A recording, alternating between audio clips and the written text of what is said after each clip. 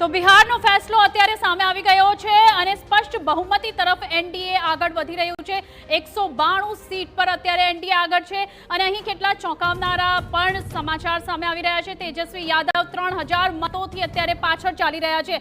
આ એક મોટો ઝટકો ચોક્કસપણે છે। ચોથા રાઉન્ડને અંતે મતનો ઘટાડો વધી ગયો છે અને તેજસ્વીને એક મોટો ઝટકો અહીં છે।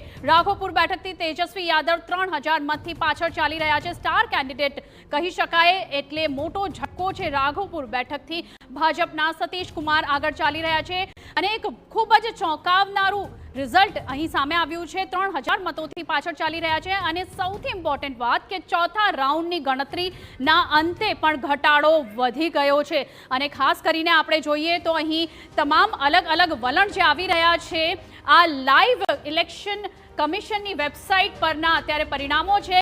આ જે પૂરી અત્યારે પરિણામો છે આમાં સૌથી ઇમ્પોર્ટન્ટ છે તેજસ્વી યાદવ જે આરજેડીના સ્ટાર કેન્ડિડેટ કહી શકાય અને તેમના ઉપર જ પૂરો ભાર હતો જાણે કે મહાગઠબંધનની જીતનો। રાહુલ ગાંધી પણ તેમની સાથે હતા। અત્યારે 3000 મતોથી પાછળ ચાલી રહ્યા છે। ખૂબ જ મોટો ફટકો અહીં મહાગઠબંધનને લાગતો જોવા મળી રહ્યો છે કારણ કે તેમના જે લીડર છે તેમનો ફેસ છે અને ખાસ કરીને સૌથી ફેમસ ચહેરા હિસાબે બિહાર ઇલેક્શનમાં અત્યારે તેજસ્વી યાદવનો ચહેરો ઉભરીને આવ્યો હતો। તો આ એક ખૂબ મોટું ચેન્જ અહીં જોવા મળી રહ્યું છે। તો ખાસ કરીને અહીંયા કયા ફેક્ટર્સ એવા છે જેને લઈને તેજસ્વીને આટલો મોટો ફટકો લાગ્યો છે? અમારી સાથે પેનલમાં તમામ અત્યારે ગેસ્ટ પણ હાજર છે, તેમની સાથે વાત કરીશું। અક્ષય, જી બિલકુલ, જે પ્રકારે અત્યારે તેજસ્વી યાદવ કારણ કે સૌથી મોટો ચહેરો આરજેડીનો અને તે જો હમણાં 1271 મતે પાછળ હતા અને એ ગાળો વધ્યો એટલે 3000થી વધુ મતથી તેઓ પાછળ છે। ચોથો રાઉન્ડ થઈ ગયો છે પરંતુ જો ઓવરઓલ અજયભાઈ વાત કરવામાં આવે કારણ કે આપણે દિલ્હીના રિઝલ્ટમાં પણ જ્યારે તેમના સ્ટાર કેન્ડિડેટ્સ હારી ગયા અથવા પાછળ ચાલતા હતા ત્યાંથી શરૂઆત થઈ હતી।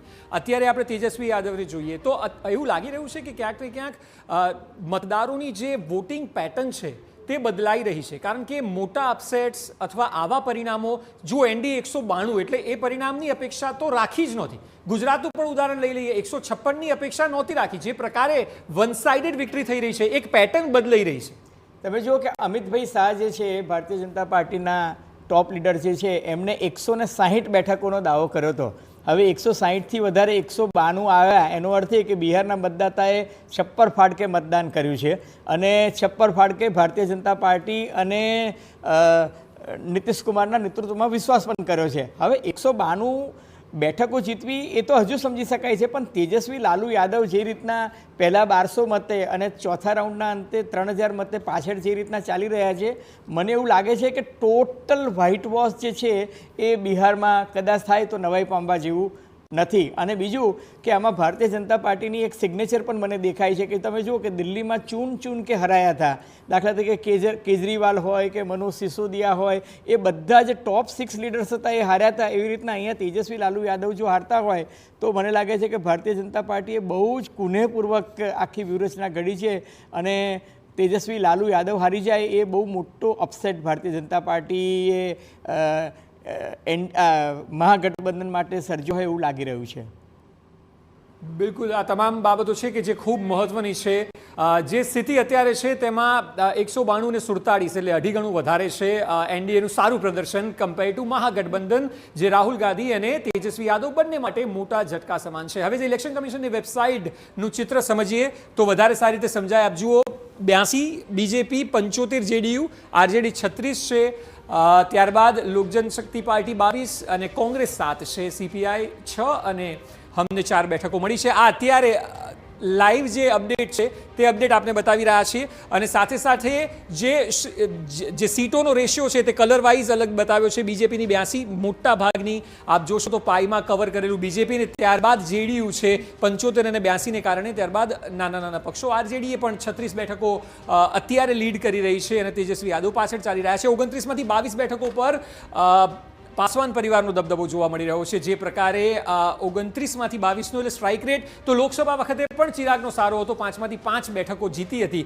અત્યારે પણ ખૂબ સારો સ્ટ્રાઇક રેટ કહી શકાય। 29માંથી 22 બેઠકો કોંગ્રેસ જે છે તે 7 પર છે જે આપને અહીં જોવા મળી રહ્યું છે। હમ જે છે જીતનરામ માંઝી તે 4 બેઠકો પર, તેમને 6 બેઠક આપી હતી તેમાંથી 4 પર તેઓ અત્યારે આગળ ચાલી રહ્યા છે અને સીપીઆઈ જે છે તે 6 બેઠકો પર આગળ ચાલી રહ્યું છે। એટલે આ સ્થિતિ અત્યારે જોવા મળી રહી છે। નીરુ, ખાસ કરીને પાર્ટી વાઇઝ આ પાઈ ચાર્ટ પર નજર કરીએ તો અહીં સૌથી વધુ બેઠકો અત્યારે જે મળી છે તેના ઉપર એક નજર કરીએ. બીજેપીની ખાસ કરીને બેઠકો પર વાત કરીએ તો 21.86% બેઠકો પર બીજેપીનો વિજય અત્યારે થયો છે. જોકે અત્યારે એન્ડ રિઝલ્ટ આવવાના બાકી છે, પણ અત્યારે જે ટ્રેન્ડ ચાલી રહ્યો છે તે પ્રમાણે આપણે જણાવી રહ્યા છે. જેડીયુ અત્યારે 18.45% જે છે તે બેઠકો પર આગળ ચાલી રહી છે, અને ખાસ કરીને આરજેડીની જો વાત કરીએ જેને અત્યારે એક મોટો ઝટકો લાગ્યો છે તો 23.12% જેટલા એમના અત્યારે બેઠકો પર આગળ ચાલી રહી છે. કોંગ્રેસની વાત કરીએ તો 8.06% બેઠકો પર કોંગ્રેસ આગળ છે.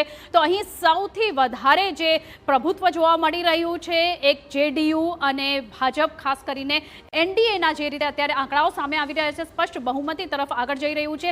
એલજેપીની જો વાત કરીએ તો અત્યારે 5.55% જેટલું બેઠકો પર તેઓ છે. પણ અત્યારે અહીં સ્પષ્ટ બોટમ લાઈન એક જ છે કે એનડીએ જે છે તે બહુમતી તરફ આગળ વધી રહ્યું છે. અને કેટલા અહીં ફેક્ટર્સ છે જે આપણે ઓલરેડી ડિસ્કસ કરી લીધા છે કે કયા એવા ફેક્ટર્સ ઇમ્પોર્ટન્ટ રહ્યા છે. નીતિશ અને મોદીની જે જોડી છે તેને જનતાએ સિલેક્ટ કરી છે, અને ખાસ કરીને તેમને જ અત્યારે જે છે એક ચૂંટણી માટે બિહારમાં રાજ કરવા માટે તિલક કરવામાં આવ્યું છે. તો રાજ તિલક અત્યારે અહીં થઈ ગયું છે. બિહારનો ફેસલો સામે આવી રહ્યો છે, સ્પષ્ટ દેખાઈ રહ્યો છે. પણ આપણે જોવા જઈએ તો આરજેડી માટે એક ખૂબ જ મોટો ઝટકો અહીં જોવા મળી રહ્યો